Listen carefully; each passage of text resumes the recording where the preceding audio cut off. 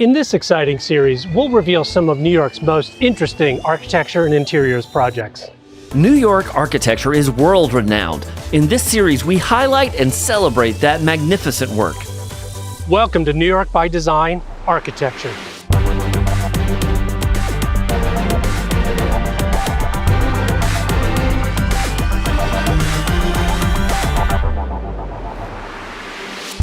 We've gathered a diverse group of design industry leaders at 277 Fifth Avenue panoramic penthouse in the sky to judge which architectural projects will go through to the final to ultimately be crowned this season's winner. I think the projects are amazing. We have high-end residential, we have homes in suburbia or high-rise apartment buildings in New York City. It is one thing to know a building from being on the sidewalk, and it's another thing to know what this apartment is like being in it, what it's like to hear from the designers. Those stories are what bring architecture alive. Design is for everybody, not just a select few. So it's really about taking design out of the glossy magazines and out onto the streets and to everybody's lives. Let's get started with a look at our first project. The Cocoon House is a very cool project. I love this idea of this curved form in architecture. It really stood out for me. I appreciate the fact that it's kind of like a passive home where they utilize passive energy facing the south and collecting the energy and restoring it in the back of the house. Just the name itself tells you so much about it. It's a protective home for her family, a cocoon. The Cocoon House is designed around some very important architectural principles. It's designed to be very specific to this site, and yet it's also designed to be replicated. That's confusing. How can that be? Nina, I'm getting some mixed messages here. This house is so specific to this site, and yet it can be built anywhere? How does all that work? It's actually more an approach to the site, which is replicable. So I always tell my students, when you design and draw a site plan, the first thing we need to know is where's the north? And then we need to know where the prevailing breeze is coming from, which is from the south. And then we need to know our sun path. So this house is very much based on this really simple, basic passive house principles, which is about collecting solar heat gain from the south and retaining that heat in the northern wall. Wow, Joe, I'm looking at this house. I'm seeing a lot of curves. Yeah, it was quite complicated. It definitely was a challenge for sure. Each of the shingles from the top down, they're steamed in a steamer to the radius of the bend of the roof. This little section here could take a week to 10 days. Wow, just to get it right. Here's another example of the radiuses in the house. These are the main structures. They were made off-site, a company called Unilam. They were fabricated and designed as we were building the foundation. Now tell me about these sheetrock curves. How do you do that without getting any seams? How do you bend sheetrock like that? There's some scoring, but there's what we use is called the wiggly board. It's a plywood that is made to bend. That's the first layer. And then there's 2 layers of drywall on top of that. So this house is a pilot, almost a prototype, right? Anybody could have this house because it would be replicable. Yes, now that it's built, it could definitely be replicable. Wow, I love how these skylights really illuminate the hallways. Each piece of glass is a different color. We had to match Nina's color scheme, and there's interlayers inside the glass itself. Kind of like a car windshield when you have that film inside of it. So it's not tinted? It's part of the glass. It's part of the interlayer in between the glass. Now, Nina told me she was inspired by the color palette of a Turner painting, and now that I know that, I think she really nailed it. Now tell me about these panels up here. They look really unusual. We eliminated the curb and waterproofed the skylight framing itself right into the structure. Yeah, I'm used to seeing skylights that are added on to the exterior of the roof, and these are all part of the design. Yeah, it just gives it one nice, sleek look.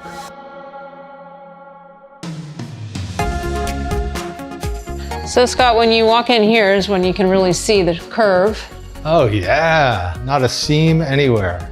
The curve is actually based on the idea that this house revolves around light. And so the eggshell shape here takes in the shadow projections. Okay, so I'm starting to get it. We have the site, we have the curve. What's the third element that's driving this? It's the experience of the house and well-being in the house comes paramount. So even though this is a gold LEED certified house, it's an effective element that's actually serving the affective design of the house. So architects like Richard Neutra throughout time have used reflecting pools as a design element. I really like what Nina said about effect serving affect. The mark of a true innovation is that it solves a functional problem but delivers a positive emotional response as well. And you'd have to say, the self-sustaining solar-powered Cocoon House does exactly that. We're on a quest to find the #1 architectural project for the series. The Queen's Museum is an important project. It's an adaptive reuse project. That means we're taking an existing building and we're transforming it or adapting it to be something else. The way the architect approached it, I think, was incredibly respectful on one side, but also took some chances in flipping the layout. And when you walk into that lobby, it's absolutely amazing with the large expanses of glass that connect to the outdoors. And you know, how many of us have been driving on the expressway? We've seen that incredible globe. We've seen it in, I think, Men in Black. And for the architect to take that icon of New York and make it into the backdrop for a beautiful building was something really special. Queens, New York, the most ethnically diverse urban area on the planet and home to world-class art and architecture. Mark, this is much more than just a renovation of a museum. It really is, Adam. It's really the remaking of a cultural icon for the borough of Queens. Well, in fact, for the whole city of New York. This building was originally built for the 1939 World's Fair. And is the only remaining building from the World's Fair in '39, and was reused in the 1964 World's Fair. And in between that time, it was also the very first home of the United Nations. I didn't know that. Yeah, in fact, the partitioning of Palestine happened in this building. Amazing.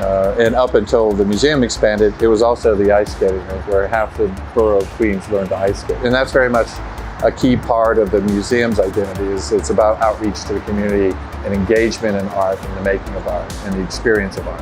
And correct me if I'm wrong, you completely reoriented the original entrance and reworked this facade entirely, right? That's right, Adam. So the original entry was on the side of the building, and when we moved the ice skating rink, we could reorient to create a new gateway into the building, but it's not just a gateway to the building, but it's a gateway to the park. Lovely. And tell me about the facade and this treatment around it. Well, it's very important to the museum, again, to have an identity that expressed what they were about. So this idea was to create a very flexible facade that could be a receiver for artwork, for digital lighting effects that could be commissioned, or even as a palette for an artist to work on an annual basis. So Adam, you can see when you come through this narrow aperture and you turn and you enter the building, you get this great view of the Unisphere to make that real strong connection to the park. The intention is that the museum and its functions makes a physical, visual, and literal connection to the park. And they actually can host activities out in front of the building as a backdrop, film series, and those kinds of things. And all of this glass wasn't here before.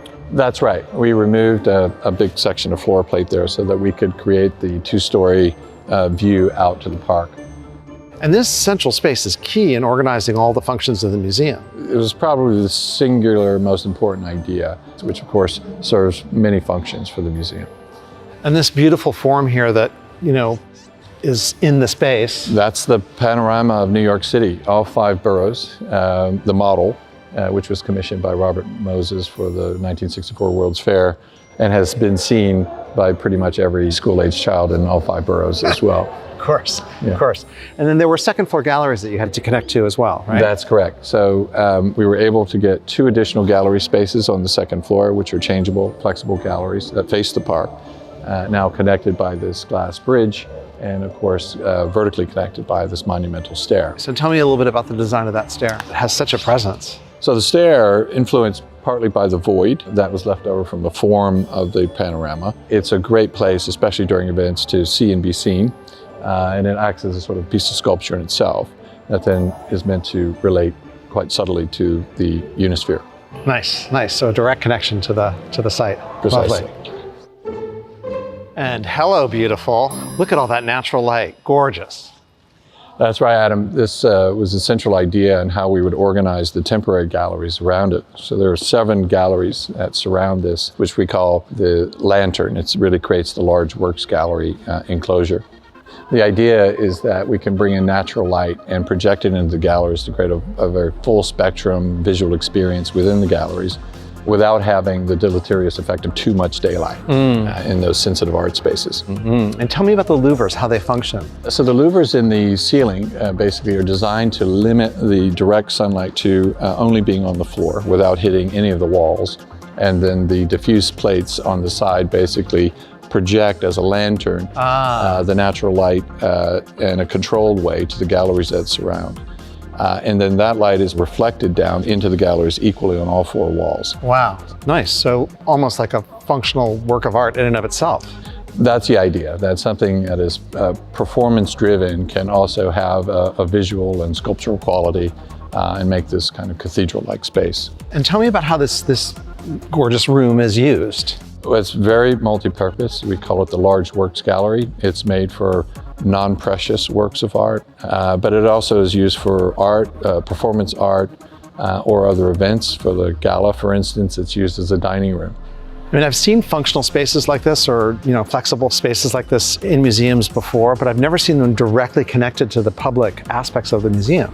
Each of these spaces, both the sort of entry gateway feature of the museum and the sort of flowing space from one to another, can create a very much of a kind of a living room feel for the borough of Queens. The Queens Museum is a perfect example of how architecture can connect to and provide for its community. In this series, we're introducing 3 new awards. The Air, Light, and View Award, sponsored by Marvin, celebrates the best use of windows to elevate design and promote well-being. The Interior Design Award, sponsored by Stone Source, honors one interior space that stands above the rest. And the Exterior Design Award, sponsored by Porcelanosa, will be presented to one project with exceptional exterior design. Winners will be announced in the final episode. We've tasked our elite panel of judges with selecting New York's best architectural and interiors projects. Talking about architecture is one of my favorite things. We come up with ideas in our heads, but we can't figure it all out ourselves, and that's why we engage others. The passion that comes from the other judges is certainly infective. Judges do definitely fight for projects that they're passionate about, and then, people have different personalities. Some are more verbal. No, I hope we're not all agreeing, because who wants to see that? That's what makes it very interesting when you have this eclectic group of people. Each one of them are going to look at it from their perspective, their age, and their likes.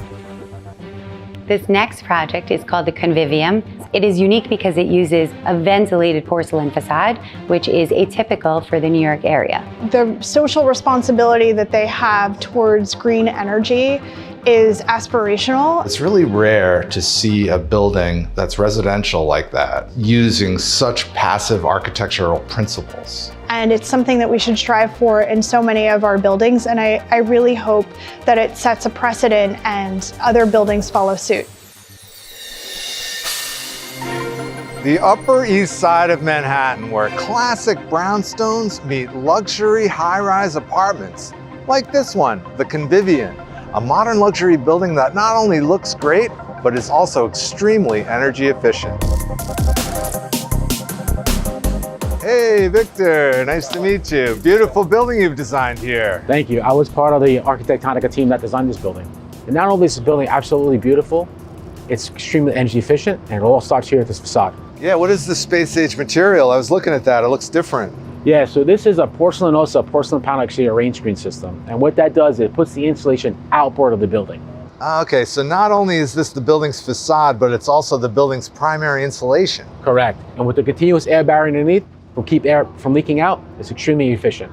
Now I've heard there are all kinds of details like this inside of this building. You want to show me? There's a whole bunch, let's go take a look. So here, Scott, we started bringing some of the materiality from outside of the building, inside the building, in the lobby. Yeah, it really works. It kind of looks like the structure of the building is all made out of the same material. Now this doesn't really look like a lobby to me. Where are the elevators? So it was A very important goal here in the design of the lobby was to have a public-facing side and a private-facing side. Yeah, that's really important because so often you feel like you're living in a hotel. Another great thing about the private lobby was to have the connection to the outdoors with the backyard. Yeah, and how important is that outdoor space here in New York City? And as we turn around, here are the private elevators to the residences. You know, it really works.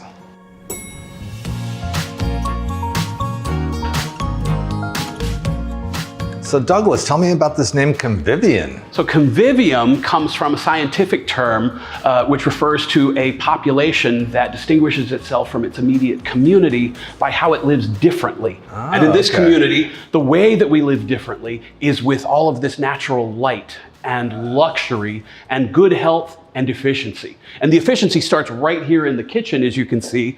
You'll see the stone countertops and the naturally sourced materials, the energy efficient water fixtures, but look at this range. This cooktop is an induction cooktop. It's all electric, so there's no combustion.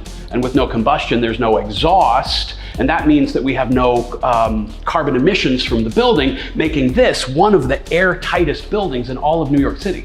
So Douglas, I'm drawn to this large bank of windows over here. We have oversized windows in all of the apartments throughout the building. They're extra tall, they're extra wide, and they're designed for two different kinds of efficiency: thermal, heating and cooling, as well as sound, so that you don't hear the city outside. It's because our building is designed to Passive House standard, which is an architectural standard for air tightness. The walls are extra thick, the windows are triple glazed, and because of that, you can control your climate very comfortably at any time of year. But as for the sound, listen to what happens when I open the door. Ah, there's that city noise. There's the city. Yeah, you know, Douglas, I think I just heard a pin drop in there. This view is incredible. I think I can see at least 5 bridges out there. I think from the roof of Convivium, you can actually see 7 bridges, and we're almost to the roof. This is the Penthouse. It's the largest apartment in the building. It's 3 bedrooms and 3 bathrooms with a home bar and a den, and the efficiency extends all throughout the apartment right down to the bathrooms. Ooh. Our bathrooms have such efficient materials as naturally sourced stone tiles, one-piece toilets that can't leak, but the pièce de résistance are these beautifully sculpted sinks that were designed custom for Convivium by Porcelanosa. Oh, wow. So Victor, this is a really beautiful amenity space. And look at this, I see even more outdoor space. Yes, Scott. This is one of the 4 public outdoor spaces we have on the project. As we know, real estate in New York is quite the premium.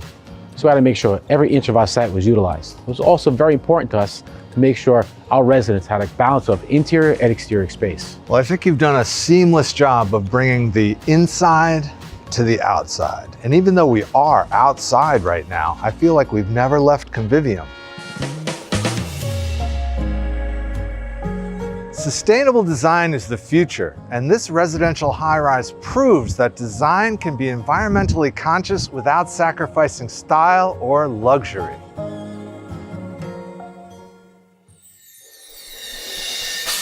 Why let the judges have all the fun? Which architectural project do you think should win? Vote for your favorite in the Kohler People's Choice Award. One entry will be chosen to win a Destination Kohler experience at the American Club, the Midwest's only 5-star, 5-diamond resort hotel. For more information and to cast your vote, go to newyorkbydesign.com or scan the QR code on the screen. Good luck. Before our judges reveal their top picks for this episode, let's shift our spotlight to architect David Rockwell and take a look behind the curtain at some of his dramatic designs. David Rockwell's passion for theater as a boy grew into an exceptional career in creating cultural experiences and award-winning environments in hospitality, lifestyle, and stage design. They connect, they transform, and they immerse. So David, we're in Times Square in the center of the Broadway Theater District at the Civilian Hotel. This was your baby. How did it start? It began with a client who had a site, a small site here on 48th Street, and wanted to build a hotel. And as we thought about it, we realized this was a chance to create a hotel that authentically was not only about the theater community, but from the theater community. So this hotel houses something called the Olio Collection, which is over 350 pieces of art from theater artists. These are the people who are behind the scenes. Yeah, well, these are such amazing pieces because theater models are what the designer uses to communicate to the director and the cast. And of course, the public never sees these. These are the tools that create storytelling. And from a design point of view, this goes back to my earliest interest in how design brings people together. This won the Tony Award last year for Moulin Rouge, Derek McLean, a Freestyle Love Supreme. That's really a privilege to have these artists who we never see outside of their context step forward a little bit here and take center stage. Yeah. You know, my first day in New York when I was 12, I went to see my first Broadway show and ate at my first New York City restaurant. And I think somehow those two experiences seared themselves in my memory until we were able to do this. Which show was it? It was Fiddler on the Roof. Oh, great show. Tell me about the experience that you try to evoke for guests at this hotel. You know, hotels, I think, are a fascinating kind of architectural challenge because the rooms, everything is compact. It really is like the ultimate star's dressing room. And we have theater artists that have contributed unique pieces in all the rooms as well. The process of public space in hotels is different from one project to another. In this case, we wanted a series of spaces that can be used for different kinds of events. David, talk about drama. Let's talk about drama. So we're in the center of the Waterline Club, which is 100,000 square feet of all kinds of amenities. And it was interesting because we were asked to create a destination for 3 different buildings. And drama is one of the main assets here. I just did a book with Fiden called Drama that looks at the things I find interesting and compelling and empathetic about theater and how those apply to architecture. And my world's involved in both. And I came to architecture from a love of theater. I think the great thing about drama is it embraces an audience. In theater, without an audience, there is no show. And I think in architecture, without people enjoying it, there is no building. And you have choreographed a beautiful space. Tell me about the wood fabrication and what inspired you here. We looked for a partner who could make that. And it's sheathed in maple sculpted wood made by a yacht builder in Maine because we wanted to go to someone who really understands fluidity. And it actually looks like it's taut because it gets thinner in the middle, like a nerve pulled. And it is really the nerve center of this whole space. You know, moving down these stairs is very much like a camera dolly. So as a viewer, you're kind of being embraced and a whole new set of views are coming up. And it really is a graceful way to kind of move and explore, like an exploration. Yeah, this really feels like a New York lifestyle to me. You know, to walk through New York is to experience every different kinds of activity. And here, that happens all within this one complex. So we have rock climbing, a gym, bowling, a pool. Graphic studios, places that are about creativity, smaller rooms, places you can discover. So there's big spaces and small spaces. I hear that you have some secret rooms. Well, there are a couple of more eccentric rooms. So this is actually a recording studio. So it allows people who are in the building who are interested in music to develop that. And it's one of many rooms that you wouldn't expect in a building like this. You know, I think it sort of is one of the things that's amazing about the city we're in is the arts and culture. Yeah, and you pay homage to the culture of New York. No, I do love it.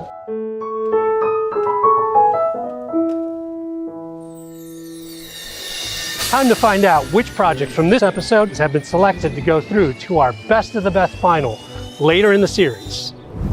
I'm quite pleased that this project has gone to the final. We really like the fact that it's a very simple building, that it doesn't have a lot of gimmicky ideas attached to it. On this particular project, I think that the emphasis was to bring that sort of interest to the very corner with the prismatic shapes. I think it was absolutely brilliant. I was so pleased that the Queens Museum made it into the finals. It was certainly, I would say, one of my top 5 favorites. I love anything that brings a community together, and especially to celebrate beautiful things like art. So I was really happy that that got through to the finals. Congratulations, we wish them well in the final. Join us next time for more inspiring designs on New York by Design, Architecture. For more information on any of the projects featured in the series, and to vote in the Kohler People's Choice Award, go to newyorkbydesign.com.